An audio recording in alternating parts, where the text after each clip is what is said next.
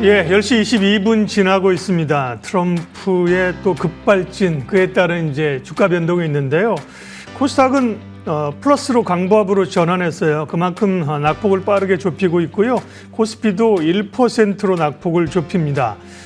나스닥 선물 같은 경우 지금 1.7%가 오르니까요. 지난 주말에 급락분의 절반 정도를 만회하고 있고요. 우리는 상대적으로 주말 사이에 좀 톤 다운된 게 있죠. 그런 걸 소화하면서 다행스럽게 낙폭을 좀 줄여갑니다.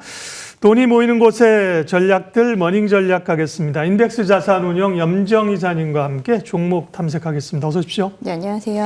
예, 다행스럽게 말씀드린 것처럼 네. 지난 주말 미국 증시의 영향들을 조금 소화하면서 지금 가고 있는 건데요. 오늘 우리는 또 종목에 그래서 집중해도 될 것 같습니다. 오늘 주목하는 두 종목입니다. 현대로템과 SM입니다. 먼저 방산주 같은 경우 오늘도 좀 조정이고요. 이스라엘 가자지구 휴전, 종전이라고 해야 되나요? 휴전이라고 해야 되나요? 그 영향 때문에 방산주는 조금 조정 분위기잖아요. 방산주 동향과 함께 현대로템을 주목해야 되는 이유는요? 네, 이제 주말 사이에 오늘 시장 많이 염려들 하셨을 것 같아요. 네, 이제 이런 그에 대한 관세 이슈가 또 있지만 또 이번 주부터는 본격적인 또 실적 시즌이다 보니까 제가 실적 관련된 종목 두 종목을 좀 같이 말씀드리려고 가지고 왔고요. 그 중에 현대로템 먼저 말씀드리겠습니다. 이제 말씀하신 대로 이제 종전 협상이라든지 전반적인 시장 분위기는 이제 방산주들이 다소 좀 쉬어가는 분위기가 나올 수 있을 거다라고 좀 보기도 합니다. 최근 주가 현황도 9월달 이후부터는 이제 박스권에서의 움직임이 좀 나타나고 있는데요. 지금 일단은 비중 유지 의견을 좀 드리는 부분은 이제 말씀드린 대로 실적 시즌이 앞두고 있다 보니 이제 실적 관련된 종목들 중에서 아무래도 시장 대비해서 상대적으로 좀 눌려 있었고 실적은 그래도 시장 기대치에 부합할 수 있는 종목들 중심으로 보고 있는데요. 3분기 실적은 매출액은 1조 5천억 원, 영업이익은 2,600억 원 정도 전망을 하고 있고요. 컨센은 어느 정도 부합할 것으로 보고 있습니다. 사실 이번에 실적은 큰 의미를 두지는 않고 있죠. 기존 수주에 따른 자연스러운 실적에 대한 반영이 나타나고 있기 때문에 이번 3분기 실적은 주가에 크게 영향을 미치지 않을 것으로 좀 보고 있습니다만 말씀드린 대로 기존의 이제 방산주들 다소 좀 횡보 구간에 있었는데 여기서 좀 단기적으로는 모멘텀이 좀 부족했었던 부분이 있습니다.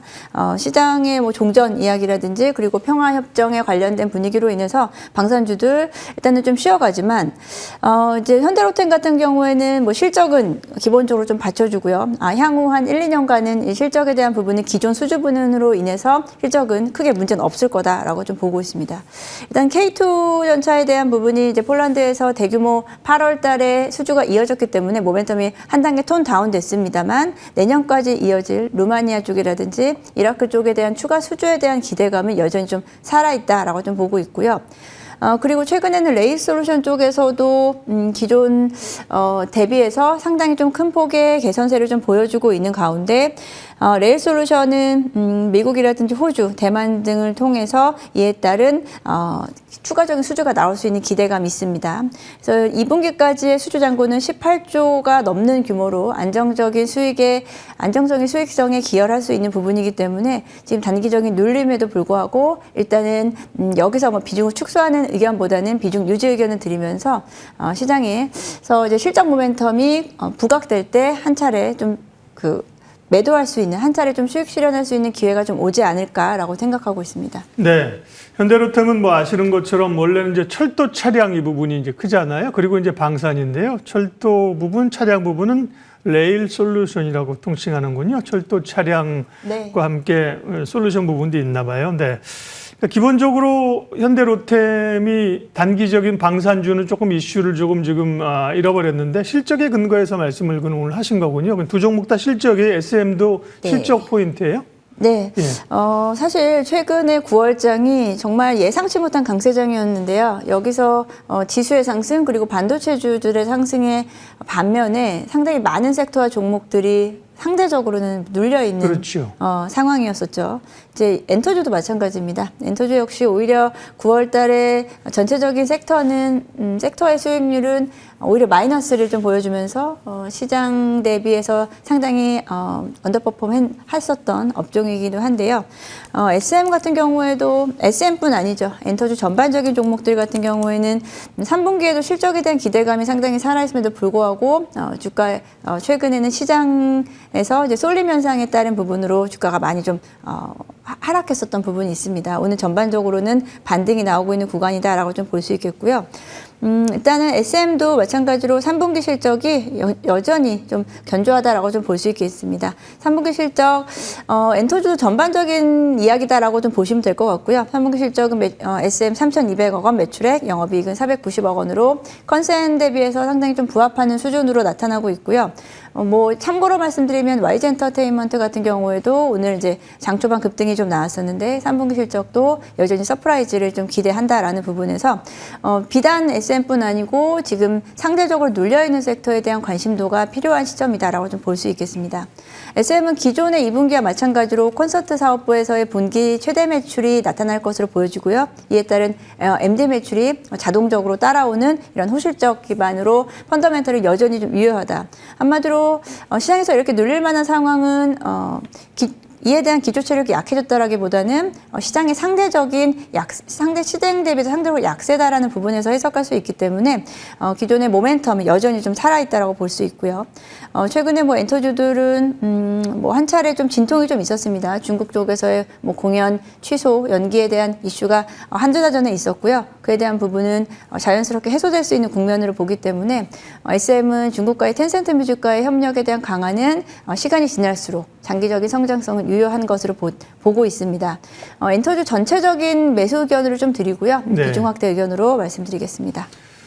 하이브와 YG가 3% 넘게 오르고 있고요. 엔터주가 오늘 전반적으로 강세인데요. 엔터주 가운데 이제 섹터는 좋게 보는데 그중에 어떤 기업을 봐야지 그게 투자자들의 관심이잖아요. 오늘 그 가운데 SM을 말씀해 주셨습니다. 현대 로템과 SM 실적의 어떤 공통된 키워드를 가지고 두 종목을 우리가 분석을 해봤고요. 다음 또 오늘 말씀해 주실 유망주는 어떤 건가요? 네.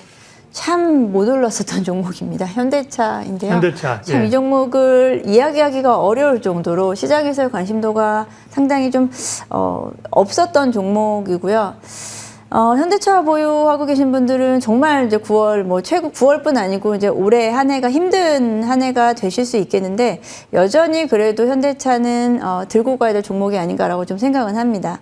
현대차 같은 경우에는 이제 관세에 대한 한 세계적 리스크로 인해서 올 초부터 해서 지속적으로 눌림이 나타났었는데요.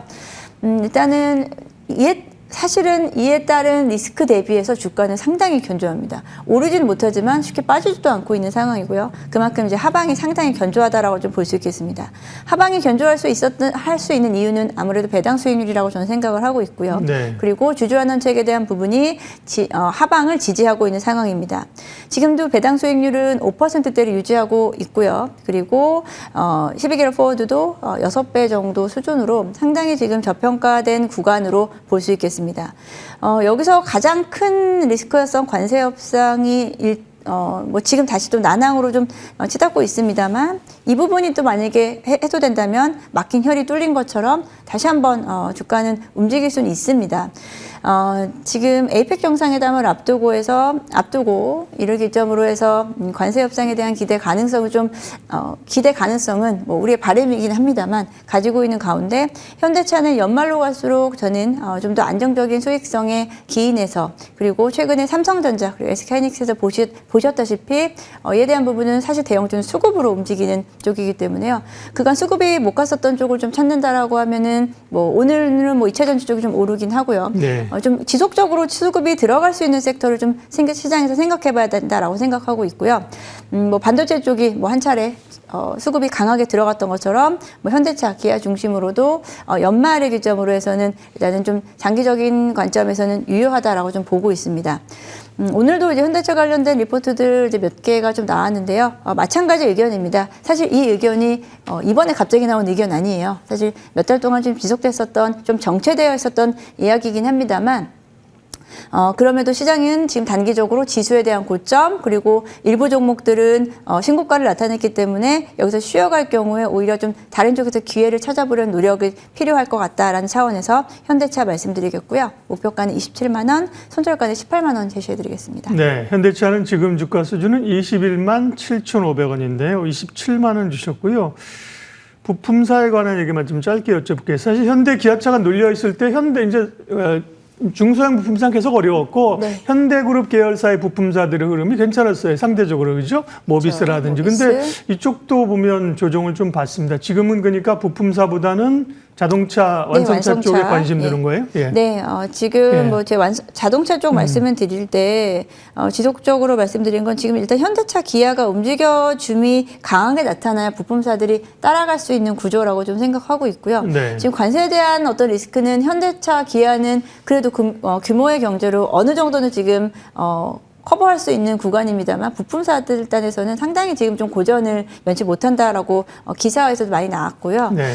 이에 대한 부분은 아무래도 그 밸류체인 자체에서의 상단에 대한 부분이 좀 뚫려줘야 하단까지 이에 대한 온기가 확산될 수 있는 구간이기 때문에 시차가 좀 발생할 수 있다. 그래서 지금은 오히려 이제 완성차 쪽으로 조금 더 집중하시고요. 이에 대한 흐름이 좀 열린다. 흐름이 좀 괜찮아진다라고 한 부품사까지도 관심을 가져주시면 좋을 것 같습니다.